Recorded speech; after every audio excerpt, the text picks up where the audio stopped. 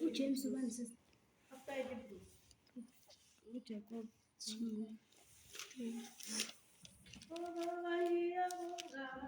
Oh Baba ngiyabonga nange isiyo sengiyavuma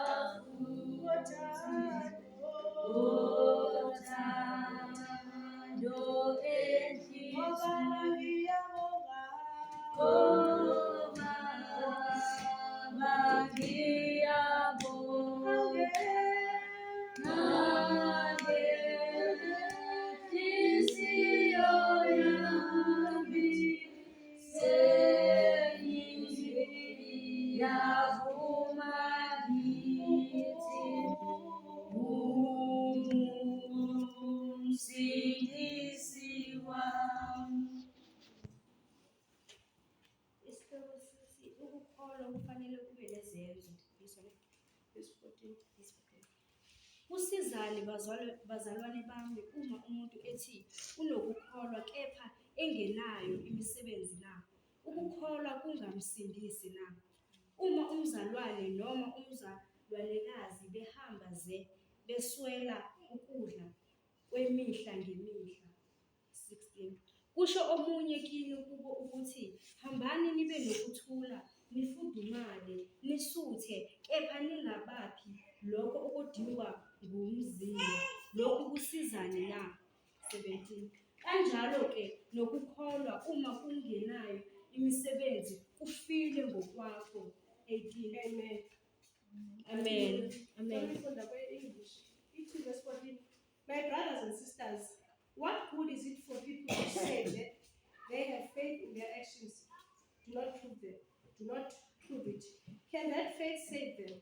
Suppose there are brothers or sisters who need clothes and don't have enough to eat. What good is there in your saying to them, God bless you, keep warm and eat well, if you do not give them the necessities of life? So it is with faith, if it is alone and includes no. So it is with faith, if it is alone and includes no actions, then it is dead. Hallelujah. Amen.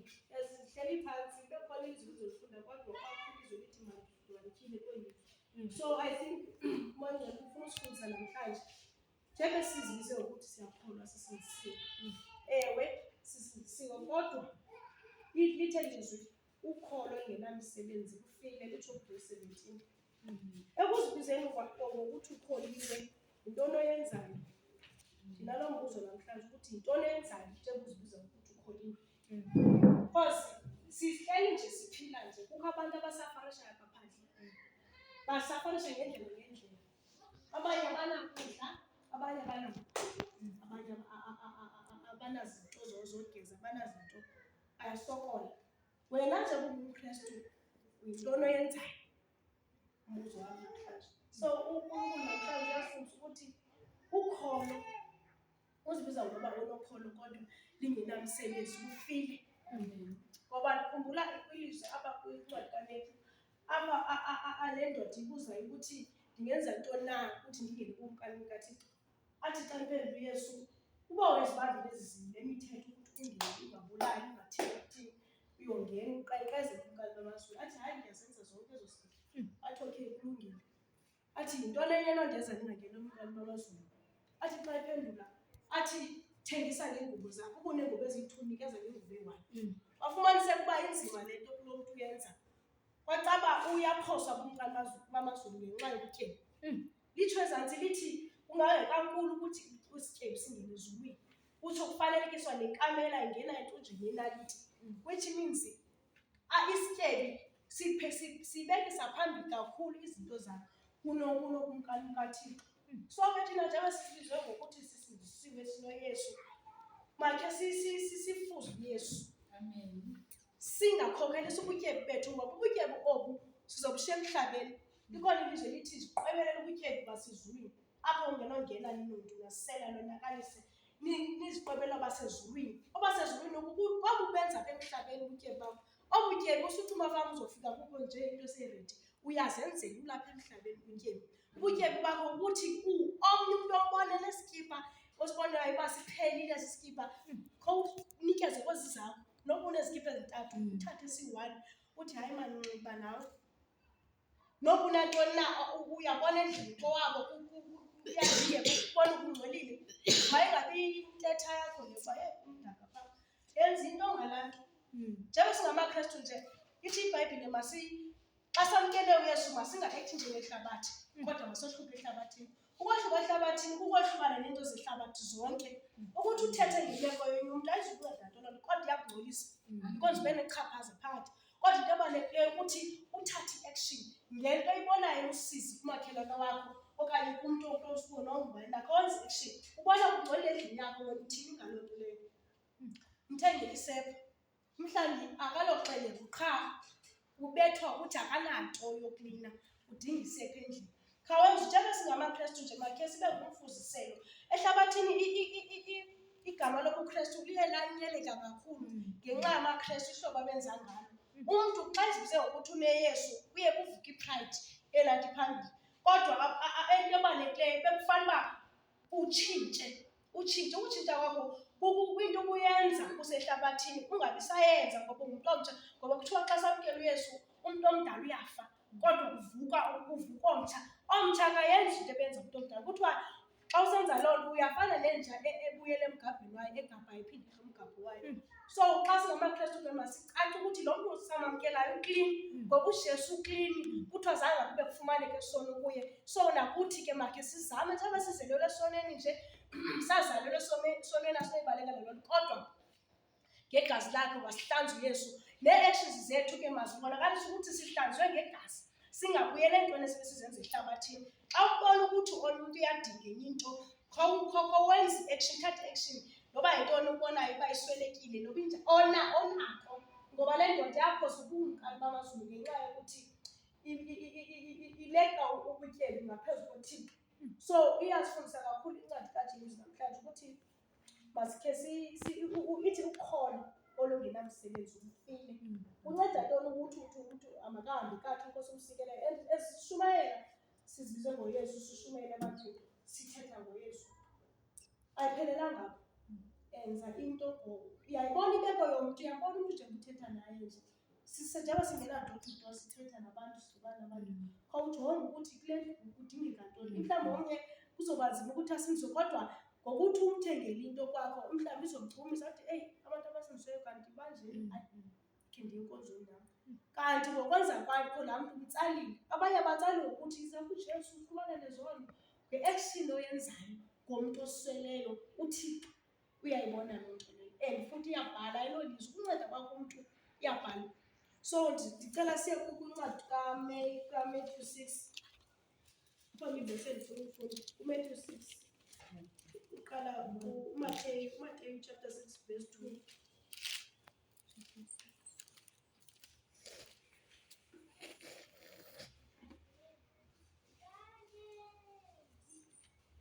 Cela ukabe ndifunda ithi kweyam Matthew chapter 6 verse 2 ithi, ngoko xa sekubaniliza abantu ungakhohlisi, ungahlokomisi ixilongo phambi kwakho, njengoko benza ngakho abahananisi ezindlini zesikhulu nasezitratweni ukuze bazukiswe ngabantu. Inene ndithi kuni, awufincile umvuzo wabo. Ke wena xa uliza abantu masingasazi isandla sakho sesokhohlo into esenziwa sisandla sakho sesokunene, ukuze amalizo akho abe semfihlakalweni azoyihlobola emfihlakalweni akubuyisele ekuhleni wena. Cela sifunde kwesu. Ngakho ke nxa webela isipho ungakhalisi ixilongo phambi kwakho, njengalokhu kwenza abazenzisi emasinagoneni nasemigwaqweni ukuba badunyiswe ngabantu. Ngiqinisile ngithi kini sebewamukele umvuzo wabo. Kepha wena nxa wabela isipho isandla sakho sokhohlo, masingakwazi esikwenzayo esokunene, ukuze isipho sakho sibe sekusithekeni. Noyihlo obona ekusithekeni uza kukuvuza. Yeah. Amen. Amen. It means next second, you do not perform your religious duties in public so that people will see what you do. If you do these things publicly, you will not have any reward from your Father in heaven. So when you give something to a needy person, do not make a big show of it, as the hypocrites do in their houses of worship and on the streets. They do it so that people will praise them. I assure you, they have already paid in full. But when you help a needy person, do it in such a way that even your closest friend will not know about it. When it will be a private matter, and your Father who sees what you do in private will reward you. Amen. uThixo apha akafuni laa nto yokuthi sizigwagwise andazi uzobeka njani kwezulu. Xa usenzela umntu into afunekanga ayazi loo mntu. Ndiye ndibone apha efowunini apha xa aba bantu benceda abantu, ndiye ndibuze uba nkosani ngaba banayo i-reward aba bantu. Ufumanise uba kukhona ii-comments ezithi hayi eziphikisana neli, bakhona abaye bakote eli lizwe. Ufumanise abanye bathi hayi bazoyazi njani abantu uba abantu kodwa ilizwi lona limile lijikile. uThixo akajike ilizwi lakhe. Xa uyazi into, xa ubonile loo mntu udingayo ukuthi lo mntu udinga into ethile, afunekanga omnye eyaziyo. Ithi isandla sakho, into eyenziwa sisandla sakho saseleft mayingaziwa sisandla sakho saserayithi. Ithini isizathu saloo nto? Sithi ungafani nabo abayenzayo babe ezitratweni. Ilizwi selifezekisiwe bazalwane, liyenzeka ngoku. And ufumanise uba le iye yenziwe into engathi yinto erayithi ngokokubona kwethu, into engathi yinto erayithi. Kodwa likuthi qatha ilizwi lithi Nkosi yam fanele ilizwi lithe mayingenziwa loo nto. So which means yonke laa nto uyenzayo yi-waste phambi kobuso bukaThixo, awunarewadi ezulwini. Kodwa irewadi yawo ukuthi umbize umntu uthi iza bani uthethe naye kwethixo ungaxeleli mntu. Uyafumanisa apha eBhayibhileni uYesu wayinento ethi xa iphindiswe umntu ungaxeleli mntu. Ndibe naloo mbuzo inoba yayisenziwa yintoni le nto Yesu. Amazwi amanintsi apha kwincwadi yeBhayibhile kooMateyu koobani xa inceda umntu ebesithi emphiliseni ungaxeleli mntu. So nathi ke siyafunza ukuthi ekukwenzeni kwethu okuhle malingaziwa ngomntu, ungabizi igama lakho, ungayichazi ngokuba umvuzo wakho ufincile ezulwini. Masenzeke ilizwi lokuba abazalwane singabheki ecaleni njengoba litshilo. Ndiyazi uba kube ku-excitement intoba engasayazi ubani no ayenziwe kakhulu. Ndifuna ukulungisa namhlanje zazi ukuthi if uyayichaza ukuba ndinike umapaseki imali ibe ngenayo imali yokwenza, zazi ukuthi awunarewadi. Noba umnike i-10 nomnike imali because ne-2 rand ne-reward nezulwini. Ngofakelele umntu i-1 rand ne-reward ezulwini. Kodwa ngokuyichaza kwakho loo nto yazi ukuthi ufincile umvuzo wakho ezulwini. So bazalwane, iyasifundisa kakhulu incwadi kaYakobe isifundise ukuthi ukholo ongenamsebenzi ayinto yanto lufile.